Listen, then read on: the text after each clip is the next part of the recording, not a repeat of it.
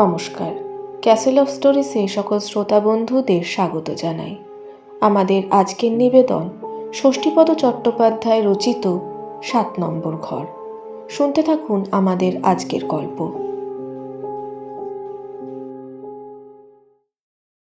আমি তখন সবে স্কুলের গণ্ডি পেরিয়ে কলেজে ঢুকেছি। সেই সময়ে একবার আমরা দুজন বন্ধু মিলে ঠিক করলাম বিষ্ণুপুর বেড়াতে যাব। বিষ্ণুপুরের মোল্লা রাজাদের স্থাপত্য এবং মন্দিরের টেরাকোটার কাজ দেখার শখ ছিল বহুদিনের। বিষ্ণুপুর তখন এখনকার মতো এত জমজমাট ছিল না। কাজেই আমরা চক্রধরপুর প্যাসেঞ্জারে চেপে রওনা হলাম গন্তব্যের উদ্দেশ্যে। রেল স্টেশনের কাছে একটা দোতলা হোটেল ছিল, এখন সেটা আছে কি না জানি না। হোটেলের মালিকের নাম ছিল পঞ্চানন সাধুকা, অমায়িক ভদ্রলোক। একটা ডাবল বেডের রুমের ভাড়া ছিল মাত্র ৫ টাকা, আর পেট ভরে ডাল ভাত মাছ তরকারি খেলে লাগতো মাত্র ১ টাকা ৪ আনা। আর তখন এখনকার মতো এত বাসের ব্যবস্থা ছিল না।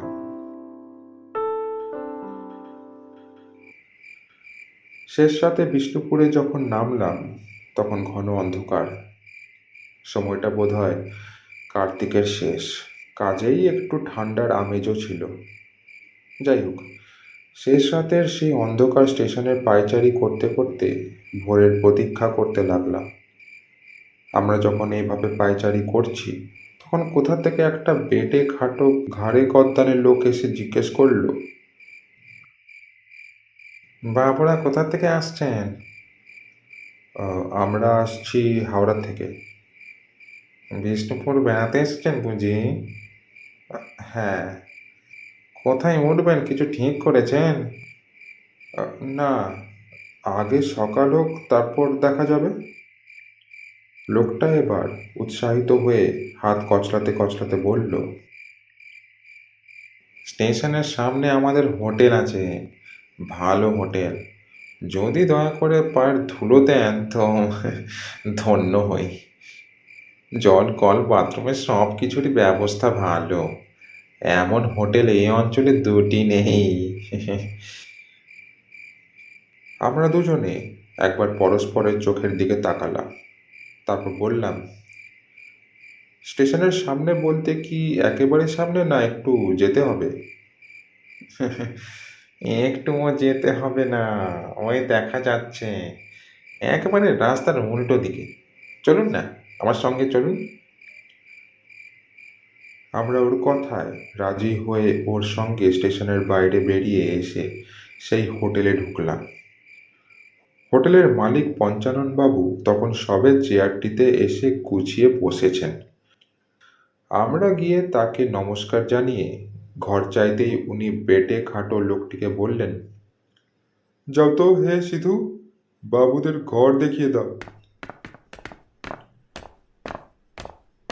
হোটেলটি ছোট হোক তবে বেশ পরিষ্কার পরিচ্ছন্ন। আমরা সিধুর সঙ্গে দোতলায় উঠে প্রথম যে ঘরখানি দেখলাম সেটিকেই পছন্দ করলাম। আমরা অবশ্য ঘরের ভিতরে ঢুকলাম না, বাইরে থেকেই দেখলাম পরিপাটি বিছানা, সাজানো গোছানো সুন্দর ঘর। দরজাটা হাট করে খোলা ছিল। সিধু দরজাটা টেনে বন্ধ করে বলল, চলুন ওদিকের ঘর দেখাই। কেন, এই তো ভালো ঘর ছিল। এ ঘরটা নয়, এটা ৭ নম্বর ঘর। এটা একটু আগে হয়ে গেছে। আপনাদের অন্য ঘর দেখাচ্ছি। আমার বন্ধুটির নাম গোড়া, ভয়ানক একরোখা সে। গোড়া বলল, হয়ে গেছে মানে? এই ভোরেই আমরা তো প্রথম যাত্রী, তাছাড়া এই ঘরে অন্য কেউ এলে তার কিছু মালপত্র থাকবে। ঘরে লোক নেই জন নেই, হাট করে দরজা খোলা, হয়ে গেছে বললেই হলো।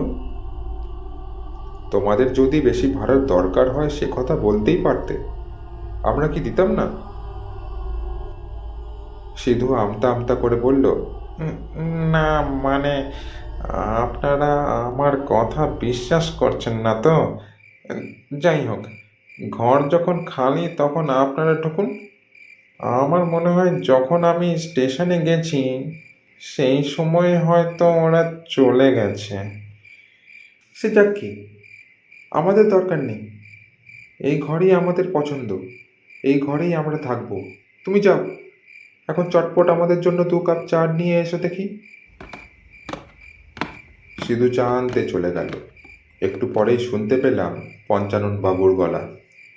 ওই ঘরটা কে খুললো? তা জানি না বাবু, ও ঘর তো খোলাই হয় না, সব সময় তালা দেওয়া থাকে। বাবুদের নিয়ে ওপরে উঠে দেখি দরজা একেবারে হাট করে খোলা। ছোড়া দুটো কি ওই ঘরেই থাকতে চায়? হ্যাঁ।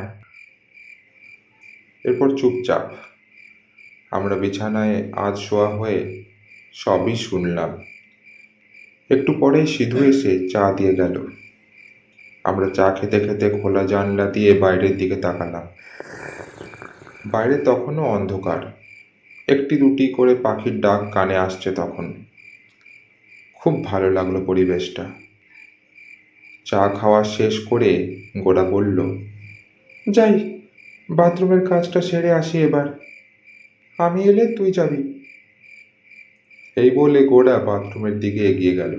অ্যাটাচড বাথ, কিন্তু এ কি, বাথরুমের দরজা ঠেলতে গিয়ে দেখলো দরজাটা ভেতর থেকে বন্ধ। গোরা একটু রাগী প্রকৃতির ছেলে, সে দরজা জোরে ধাক্কা দিয়ে বলল, এ কে আছো ভেতরে, শিগগির বেরিয়ে এসো। বলার সঙ্গে সঙ্গে ভিজে শাড়ি পরা এক তরুণী চকিতে দরজা খুলে গোড়ার পাশ কাটিয়ে বেরিয়ে এসেই চোখের পলকে ছাদের সিঁড়ি বেয়ে উঠে গেল। আমরা দুজন হতভম্ব।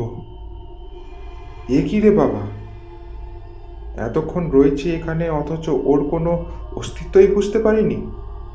অবশ্য এমনও হতে পারে আমরা রয়েছি বলেই ভেতরে ঢুকে অপ্রস্তুতিতে পড়ে গিয়েছিল সে। যদি আমরা চা খেয়েই দরজায় তালা দিয়ে বেরিয়ে যেতাম, তাহলে তাহলে কি করতো বেচারি? যাই হোক, আমাদের মাথা ব্যথা নেই। আমরা বাথরুমে কাজ সেরে যখন পোশাক পাল্টালাম তখন অন্ধকার দূর হয়ে ভোর হয়ে গেছে।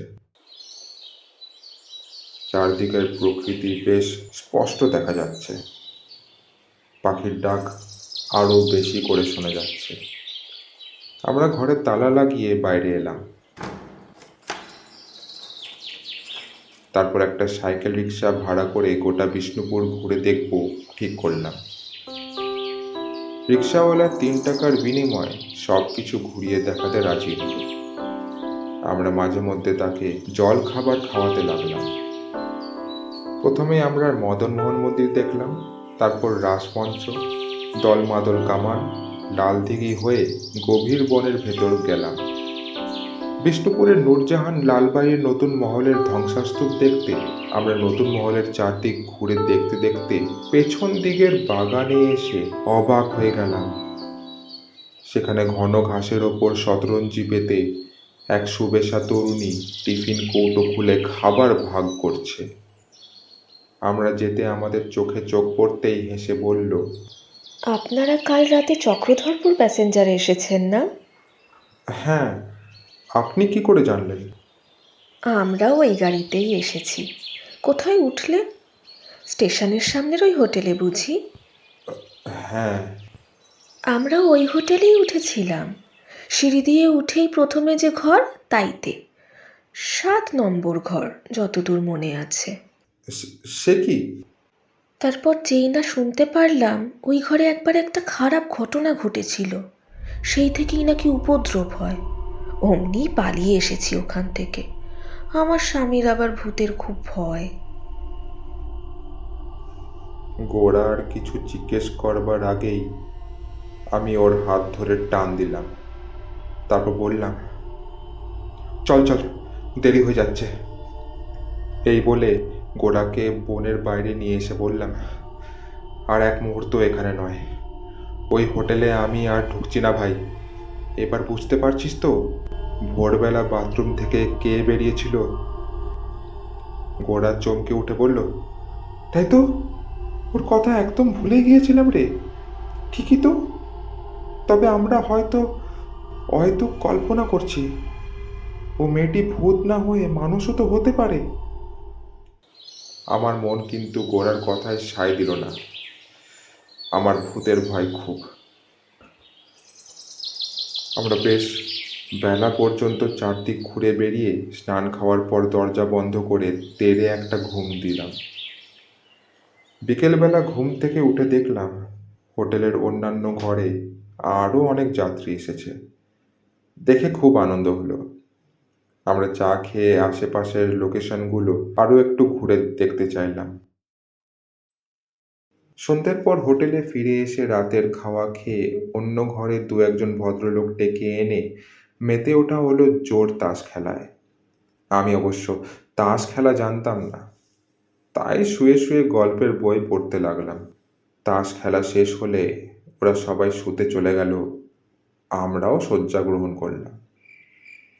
তারপর আলো নিভিয়ে ব্লু রঙের ডিম লাইট জেলে দুজনে শুয়ে শুয়ে ভোরের মেয়েটির কথা আলোচনা করতে লাগলাম।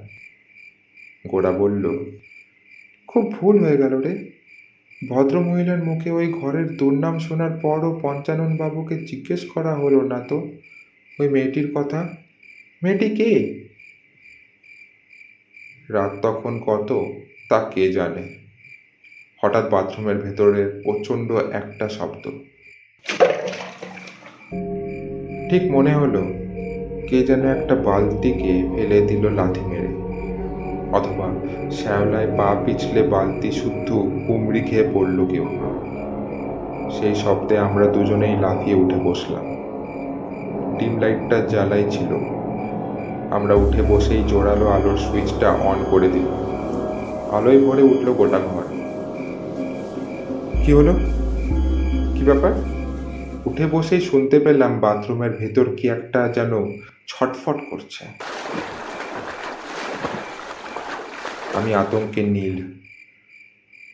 গোড়া উঠে গিয়ে বাথরুমের দরজা ঠেলল, কিন্তু আশ্চর্য, দরজা ভেতর থেকে সেই কালকের মতোই বন্ধ।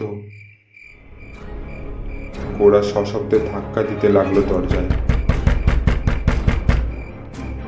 কি আছো ভেতরে? শিগগির দরজা খোলো বলছি।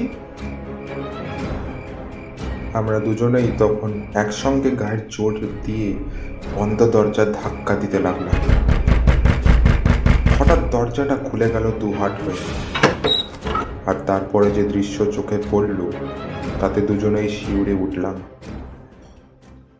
দেখলাম বাথরুমের চৌবাচ্চায় ভর্তি জলে হুমড়ি খেয়ে পড়ে আছে এক তরুণী, যার মাথা জলের তলায়। অসহায় একটা হাত দেওয়াল ধরে আছে, পা দুটো বেঁকে মুড়ে স্থির। ক্ষীণ একটু রক্তের ধারা গড়িয়ে আসছে জলের স্রোতে। গোড়া ছুটে গিয়ে তরুণীকে জল থেকে টেনে তুলতেই আমরা বিস্ময় হতবাক হয়ে গেলাম। এ তো সেই আজই দুপুরের লালবাইয়ের নতুন মহলের বনের ভেতর যাকে দেখেছিলাম। সে দৃশ্য বেশিক্ষণ দেখতে পারলাম না। আমরা বেরিয়ে এলাম ঘর থেকে। বেরিয়ে এসে চেঁচামেচি করে হোটেলের সবাইকে ডেকে তুললাম। পঞ্চানন বাবুকে ডাকলাম, কিন্তু কোথায় কে? সব ফাঁকা। আমাদের কথা শুনে পঞ্চানন বাবু বললেন, কি আর বলি বলুন আপনাদের। এ ঘর তো আমি দিতে চাইনি, আপনারাই জোর করে নিলেন। বছর 2 আগে এক দম্পতি এখানে হানিমুনে এসেছিলেন। একদিন রাতে হঠাৎ এক দুর্ঘটনা ঘটে গেল। মহিলা মাঝরাত্রিরে বাথরুমে ঢুকেছিলেন, তারপর সম্ভবত পা পিছলে হুমড়ি খেয়ে চৌবাচ্চায় পড়ে যান। বাথরুমের দরজা ভেতর থেকে লক করা ছিল। সেই থেকেই এই ঘরে কেউ থাকতে পারে না। আমরাও কাউকে ভাড়া দিই না। এটা সবসময় তালা দেওয়া থাকে, কিন্তু কাল ভোরে কে যে তালা খুলল, যেই খুলুক, আমরা আর থাকিনি। আমরা পঞ্চানন বাবুর টাকা পয়সা মিটিয়ে দিয়েই পরদিনই বিষ্ণুপুর ত্যাগ করলাম।